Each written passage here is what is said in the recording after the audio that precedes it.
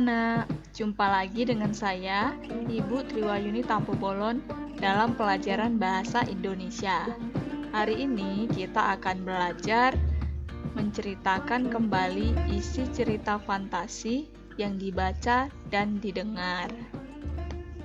Nah, tujuan pembelajaran kita hari ini adalah yang pertama, kamu diharapkan mampu menentukan tokoh, latar, dan urutan peristiwa dari cerita fantasi.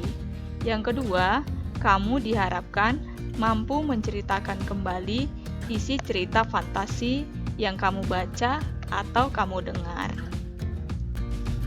Nah, untuk menceritakan cerita fantasi, kita harus tahu dulu unsur-unsur yang membangun teks tersebut, yaitu unsur intrinsik yang artinya unsur yang membangun karya dari dalam karya itu sendiri. Unsur intrinsik terdiri atas 7. Untuk mempermudahmu dalam menghafalnya, maka dapat kita singkat menjadi PS Gatal. Apa saja itu PS Gatal? Mari kita bahas satu persatu. Yang pertama adalah P atau penokohan atau perwatakan. Nah, penokohan ini artinya adalah tokoh-tokoh yang terdapat dalam cerita beserta karakternya atau wataknya. Nah, penokohan dapat dibagi 3. Yang pertama adalah protagonis atau karakter yang menjadi aktor atau karakter utama yang memiliki karakter yang baik. Yang kedua, antagonis. Nah, ini adalah lawan dari karakter atau tokoh protagonis. Nah, biasanya dia memiliki sifat yang negatif seperti cemburu, iri, arogan, jahat, dan lainnya. Yang ketiga, tritagonis, yaitu tokoh yang menjadi penengah atau mediator antara protagonis dan antagonis.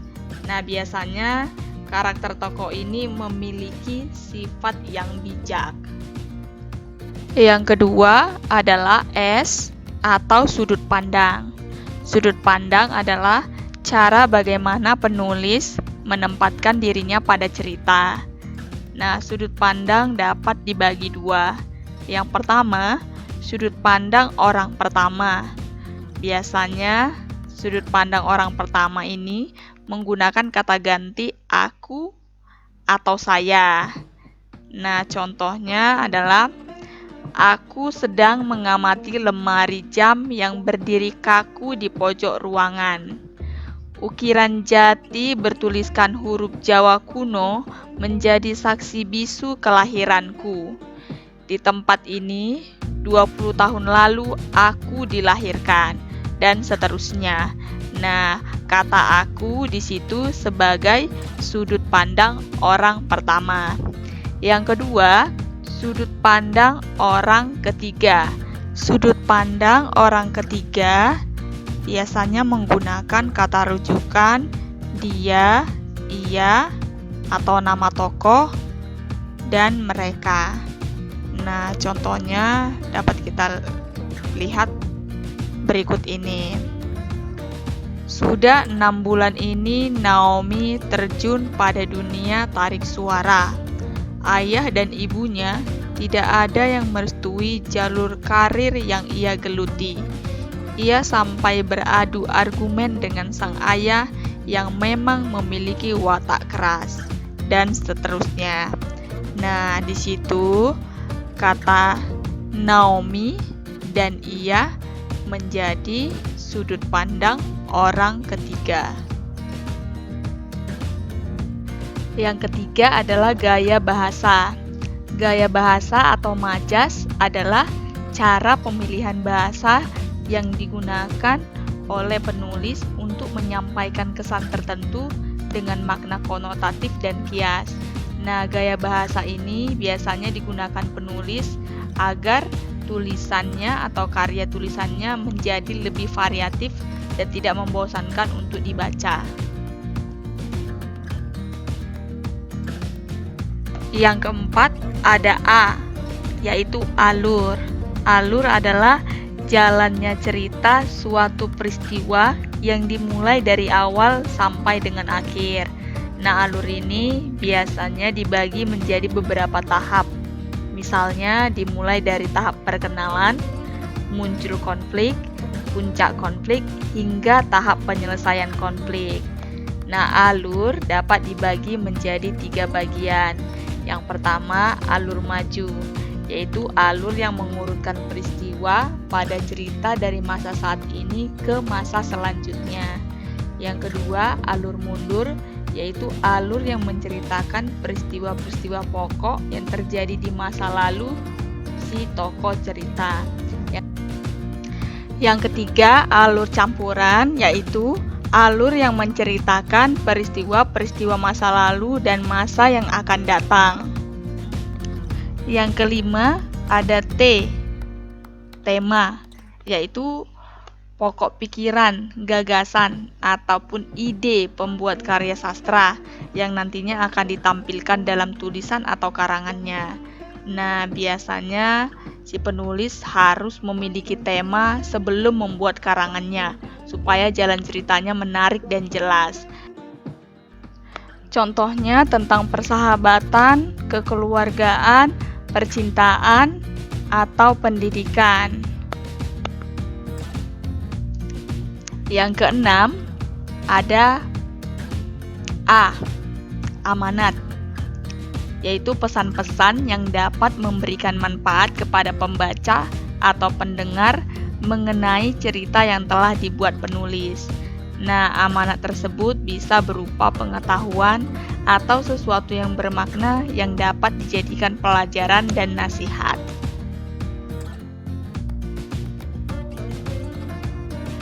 Nah, yang terakhir adalah L, latar, yaitu keadaan yang melingkupi tokoh dalam suatu cerita. Nah, latar ini dapat dibagi menjadi 3. Yang pertama, latar waktu, yaitu kapan peristiwa yang dialami tokoh tersebut terjadi. Misalnya, apakah pagi, siang, atau malam hari. Yang kedua, latar tempat, yaitu di tempat mana peristiwa tersebut terjadi. Misalnya, di gedung, di hutan, atau di kota. Yang ketiga, latar suasana, yaitu keadaan yang dirasakan dalam peristiwa tersebut. Misalnya, apakah dia merasa damai, sepi, gembira, berduka, menegangkan, dan sebagainya. Itulah tadi unsur-unsur intrinsik dari cerita fantasi.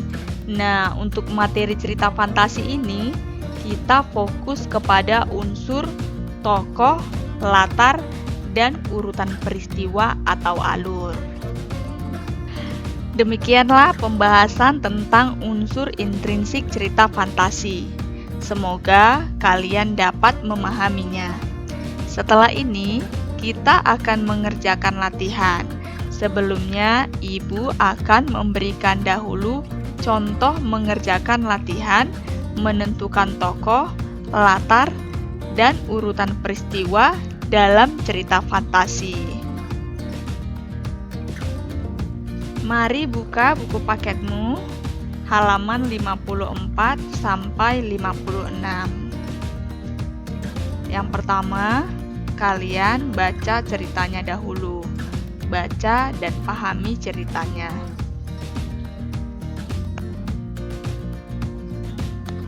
Selanjutnya, mari kita uraikan isi cerita fantasi tersebut dengan bahasa kita sendiri dengan menjawab pertanyaan-pertanyaan di bawah ini.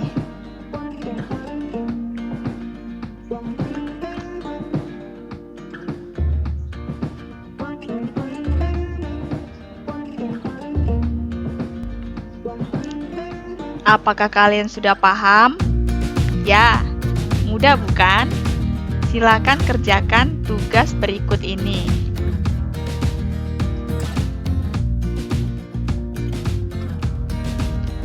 Demikianlah pelajaran kita hari ini. Seorang terpelajar harus juga belajar berlaku adil sudah sejak dalam pikiran, apalagi perbuatan. Pramudia Anantatur. Selamat belajar!